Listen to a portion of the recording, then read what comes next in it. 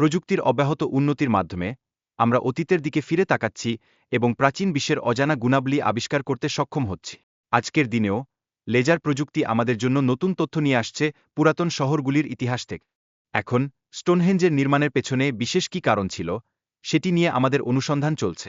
কেন এই বিশেষ স্থানে এই স্থাপনা নির্মাণের সিদ্ধান্ত নেওয়া হয়েছিল, সেটি খুঁজে বের করার জন্য গবেষণা চলছে। এদিকে প্রাচীন ব্রিটেনের মানুষের জীবনযাত্রা কেমন ছিল তা জানার চেষ্টা চলছে। শিকারী সংগ্রাহক সমাজের কার্যকলাপ এবং তাদের প্রয়োজনীয়তা সরেজমিনে দেখতে পেতে গবেষকরা আজ অধিকারে। শিকারীদের জীবনধারার একটি নতুন দৃষ্টিকোণ আমাদের সামনে এসেছে, যেখানে তারা নদীকে পরিবহন মাধ্যম হিসেবে ব্যবহার কর। নদীগুলি ছিল তাদের প্রধান সড়ক, যা তাদের জীবনের অবিচ্ছেদ্য অংশে পরিণত হয়েছে।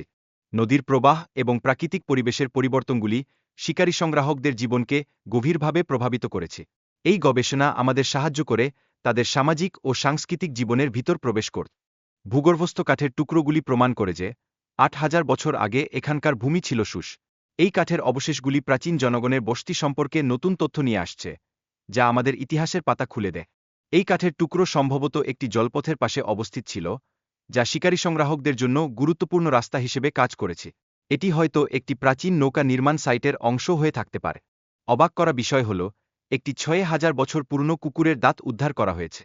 এটি সত্যিই একটি প্রমাণ যে শিকারী সংগ্রাহকরা দীর্ঘ দূরত্বে ভ্রমণ করতেন, যা তাদের জীবনের এক গুরুত্বপূর্ণ দিক নির্দেশ করে।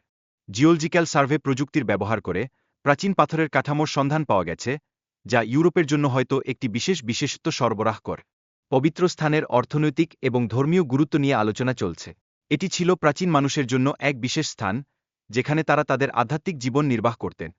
প্রাচীন উক্তি এবং শিল্পকর্মগুলি এই অঞ্চলের মানুষের দৈনন্দিন জীবনের একটি অন্তরঙ্গ রেকর্ড প্রদান করে। এর মাধ্যমে আমরা তাদের জীবনশৈলী এবং সংস্কৃতি সম্পর্কে আরও বিশদে জানতে পারি। শিকারীদের জন্য এই স্থানের ধর্মীয় ও আধ্যাত্মিক গুরুত্ব অত্যন্ত ছিল। তারা বাস্তব ও কল্পনাকে আলাদা করে দেখতেন না, বরং সবকিছু একসাথে ধারণ করতেন।